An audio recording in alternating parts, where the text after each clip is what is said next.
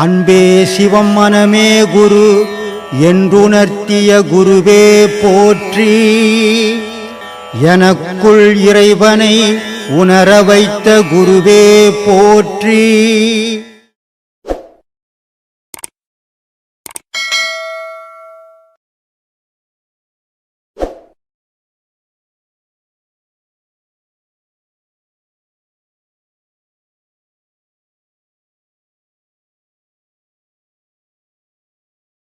காதலாகி கசிந்து கண்ணீர் மல்கி ஓதுவார்தம் நன்னெறி உய்ப்பது வேதம் நான்கினும் மெய்ப்பொருளாவது நாதம் நாமம் நமச்சிவாயவே.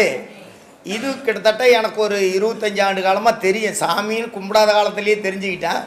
ஆனால் அது பிறர் பாட கேட்டு தான் தெரிஞ்சுக்கிட்டேன். ஐயா கிட்ட அதுக்கு அன்போடு விளக்கம் கேட்டுக்கிறேன். நமச்சிவாய வாழ்க, நாதன் தாழ்வாழ்க, இமைப்பொழுதும் எண்ணெஞ்சில் நீங்காதான் வாழ்க, கோகழி ஆண்ட குருமணி தாழ்வாழ்க. இது திருவாசகம். நமச்சிவாயா அப்படின்னா நான் மண், மான்னா தண்ணி, சீனா நெருப்பு, யான்னா காற்று, வான்னா காற்று, யான்னா ஆகாயம். இந்த 5 பஞ்சபூதமாக இருக்கிற இந்த உடலில் தான் நாதன்ற இறைவன் வாழ்ந்துன்னுக்கிறான். அந்த நாதனை எப்படி வளர்க்கணும், எப்படி வழிபடணும் அப்படின்னா, கோயிலில் போய் சிவசிவா நமச்சிவாயா அப்படின்னா வராது. அப்போது நாதனை காதலிக்கணும். அந்த காதல் எங்கே கொள்ளணும் அப்படின்னா, நாதனாக இருக்கப்பட்ட உனக்குள்ளவே ஓசையாக இருக்கிறான் இறைவன். அந்த ஓசையாக இருக்கப்பட்ட இறைவனை நீயே உனக்குள்ளவே காதலிக்கணும். அதனால் சொன்னான், காதலித்து கசிந்து கண்ணீர் மல்கின்னு ஓதுவார். இதை யார் சொல்கிறானோ அவன் உயரத்துக்கு வருவான்டா அப்படின்னு. அதனால் அப்படிப்பட்ட நமச்சிவாய மந்திரம் இருக்குது. அது சாதாரண மந்திரம் இல்லை. யார் ஒருத்தன் நமச்சிவாயா நமச்சிவாயான்னு ஒரு 108 தடவை காலையில் அவன் தூங்கி எழுந்த உடனே அவன் சொல்கிறானோ, அவனுக்கு ஒரு கடவுள் பாதை தெரிய ஆரம்பிச்சிடும். ஏன்னா நமச்சிவாயம்ன்றது 5 பஞ்சபூதங்களும் உள்ளடங்கினது. 5 பஞ்சபூதத்தையும் படைச்சி 5 பஞ்சபூதத்தையும் ஆளக்கூடியவன் நாதன். நாதன்னா ஓசை. ஓசையும் ஒளியுமா சக்தியும் சிவமா இருந்து உலகத்தை இயக்குறான்.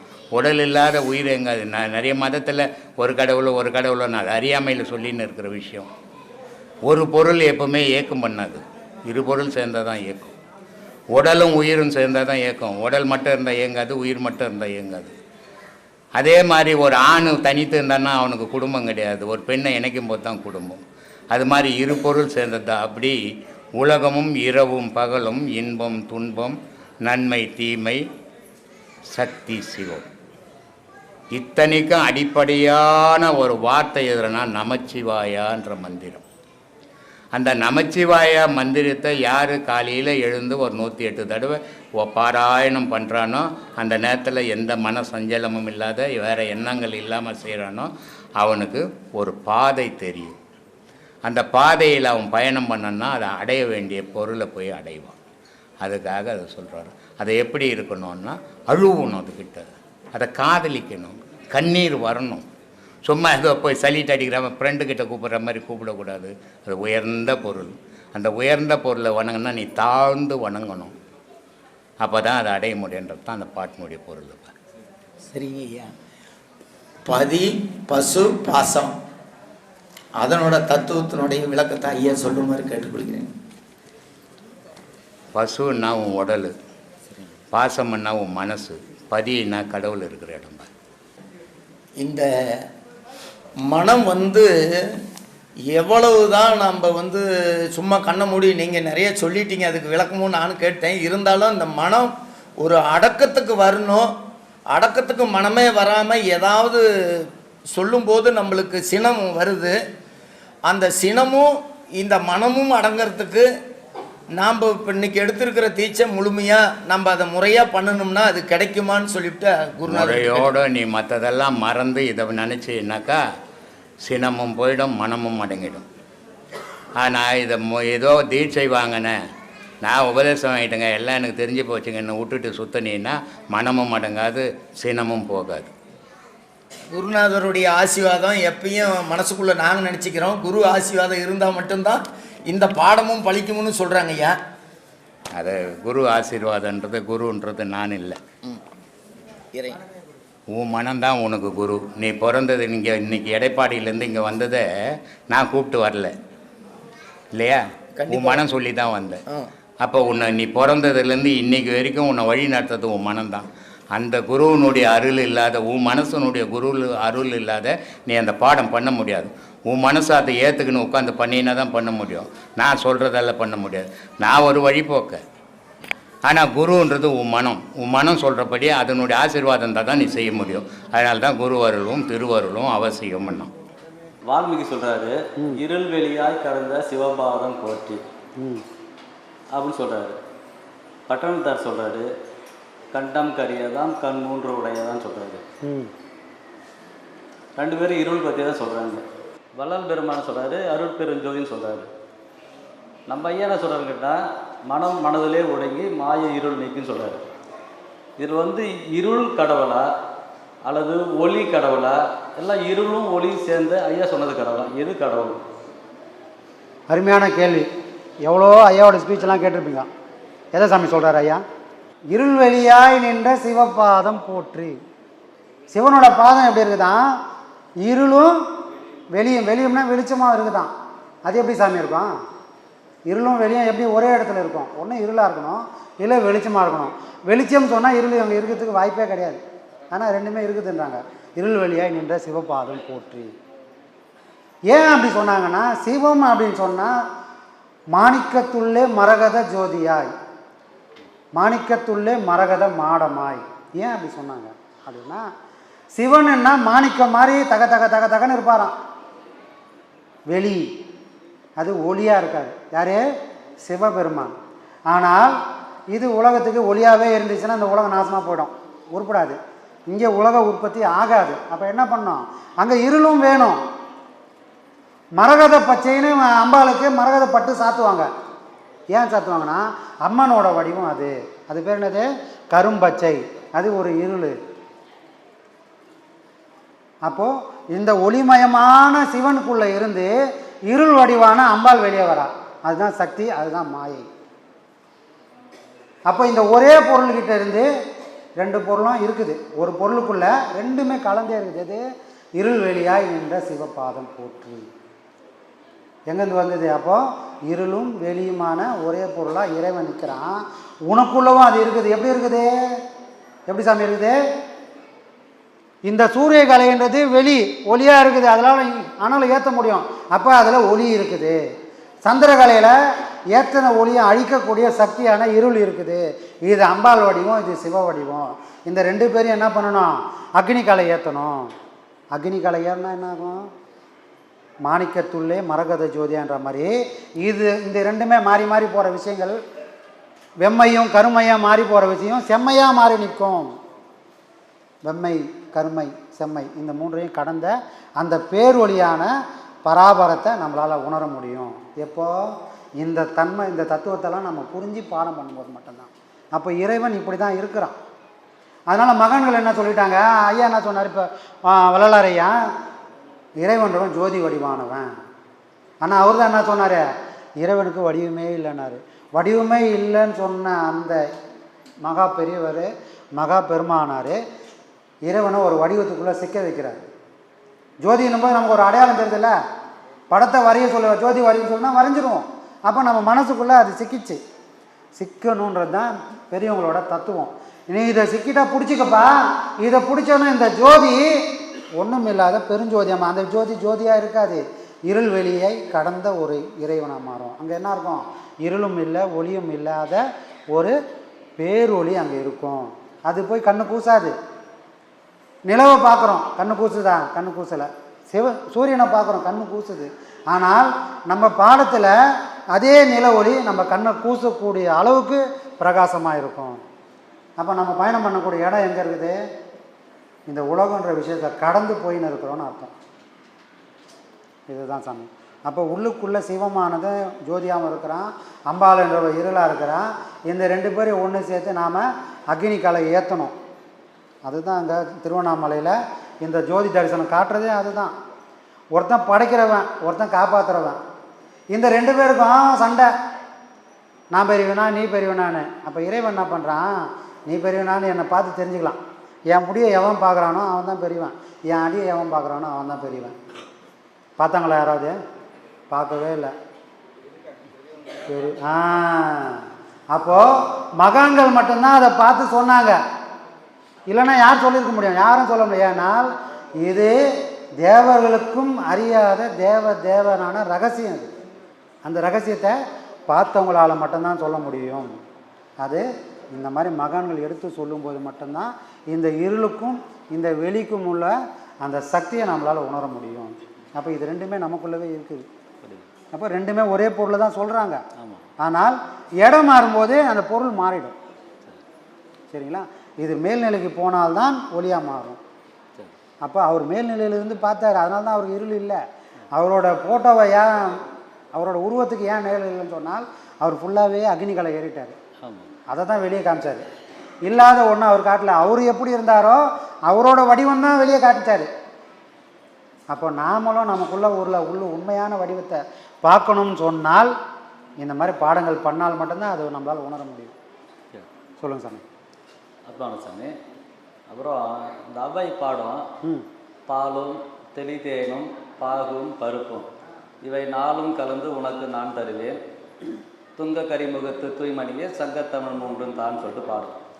ஒரு சராசரி மனுஷன் போய்ட்டு தேங்காய் புற வச்சுட்டு சாமிகிட்ட போயிட்டு கேட்டால், லஞ்சம் கொடுத்து கேட்டால் தப்புன்னு சொல்லலாம். ஆமாம். ஆனால் பெரிய மகான் ஞானி இவங்க லஞ்சம் கொடுத்துட்டு போய் கேள்வி கேட்கலாமா?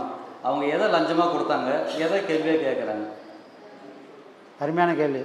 ஆக இப்போ அவையார் தெளிவாக சொல்லிட்டாங்க, ஏடா பாருங்களா கோயிலுக்கு போனால் ஏதாவது பூ பழம்லாம் கொண்டு போ அப்படின்னு சொன்னாங்க. அவங்க என்ன சொல்கிறாங்க, என்னென்ன கொடுத்தாங்க சாமி? பால் தெளித்தேனும் பாகும் பருப்பும் 4 பொருளை கொடுத்துட்டு இறைவன்கிட்ட, எப்பா திரும்பி பிறக்காத அளவுக்கு எனக்கு முக்தியை கொடுன்றாங்க. அப்போ லஞ்சம் கொடுக்குறாரு கேட்குறாங்க. உண்மைதானே அது? அப்போது ஏதோ ஒன்று கொடுத்தால்தான் அங்கேருந்து ஒன்று வாங்க முடியும். எதை கொடுக்கறது? இந்த மாதிரி பால் தேன் பாகு பருப்பு எல்லாம் போய் கொடுத்தா இறைவனோட அருள் ஆசீர்வாதம் நமக்கு கிடைக்குமானா அப்படி இல்லை விஷயம். அவங்க என்ன சொல்கிறாங்க, உலக மக்கள் இப்படி தான் வாழ்வாங்க.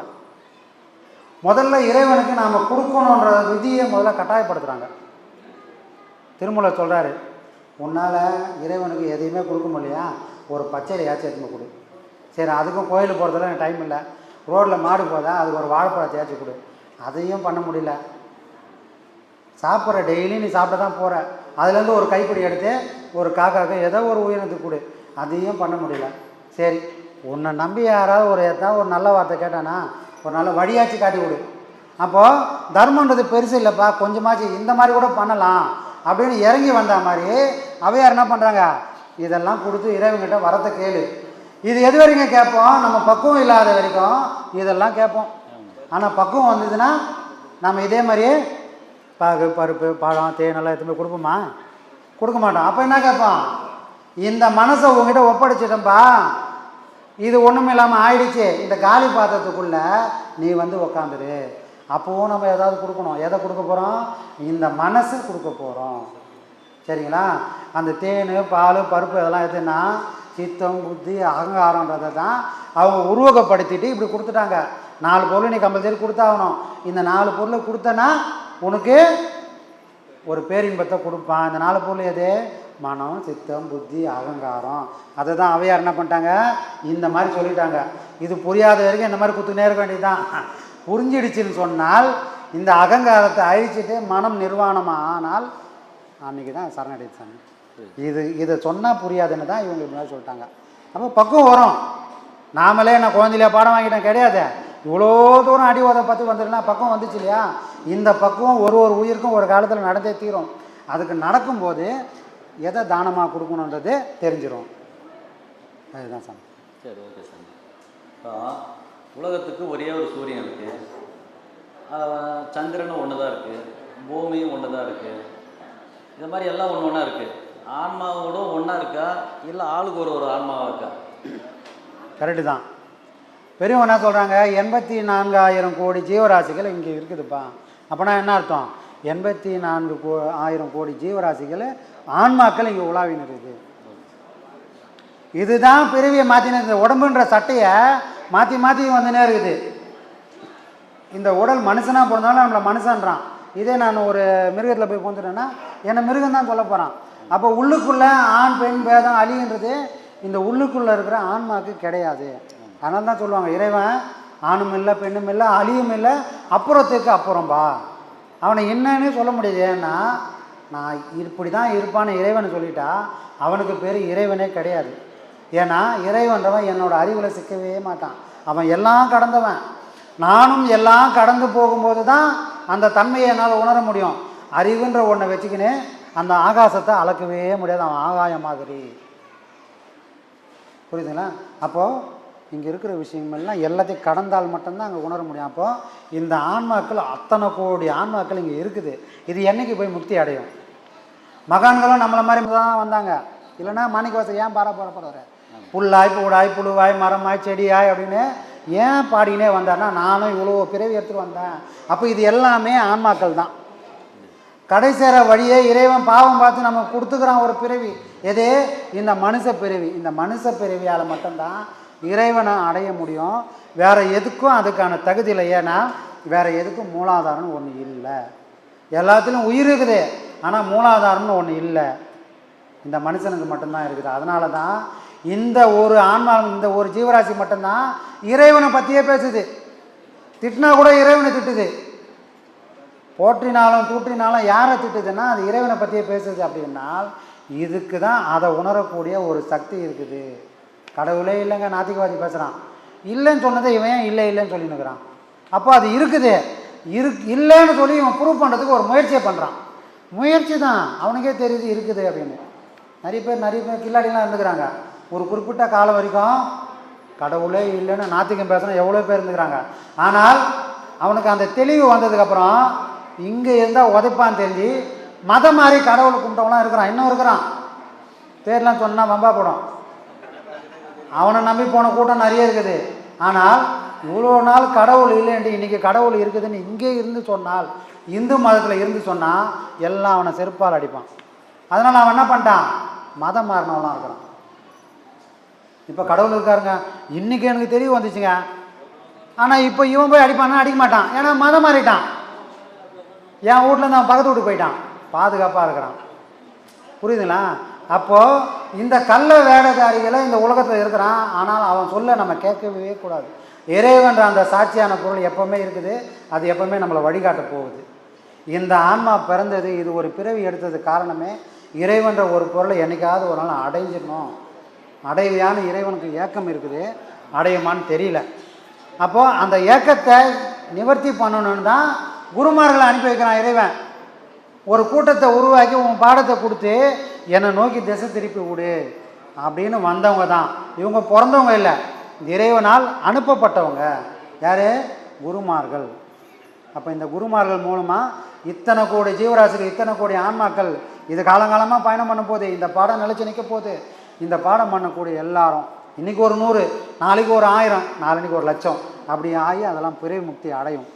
அப்போது இத்தனை கோடி ஜீவராசிகளும் ஒரு ஆன்மாக்கள் தான் சாமி. Okay sir. சரி, இறைவனாலும் அனுப்பப்பட்டு சொன்னோம் இல்லையா? இறைவன் வந்து உடல் அனுப்பிச்சு விட்டான்னா ஆன்மாவை அனுப்பிச்சு விட்டானா பூமிக்கு? இறைவன் உடலை அனுப்பிச்சிருந்தா அந்த உடம்பு தான் அங்கே போயிருக்கும். யாருக்குமே உடல் போகவே இல்லை. அப்போது இந்த உடல் இந்த உலகத்திலேருந்து வந்தது. அதனால் என்ன பண்ணுறான்? போகும்போது இந்த உடம்பு கொண்டு போய் உலகத்திலே புதைச்சிடுறோம். ஏன்னா அம்மா அப்பா தான் வந்தது நம்ம இந்த உடம்பு. அம்மா அப்பா எங்கேருந்து வந்தாங்க? மூலம் போனால் இந்த உலகன்றது தான் போய் நிற்கும். முதல்ல இந்த பூமி பந்துன்னு ஒன்று வராமல் இருந்தால் இங்கே எந்த உயிரினமும் இல்லாமல் போயிருக்கும். அதனால தான் இப்போ செத்தவனை ஃபுல்லாக மண்ணில் புதைக்கிறான். செத்தவனை ஃபுல்லாக தண்ணியில் கரைக்கிறதுக்கு காரணம் என்னென்னா, இது எங்கேருந்து வந்ததுன்னா இந்த உலகம்தான். அதுக்கு ஒரு காரணமாக அம்மா அப்பா வந்தாங்க. ஆனால் அவங்க அதுக்கான நோக்கம் இல்லை. புரியுதுங்களா? இதுதான் சம விஷயம்.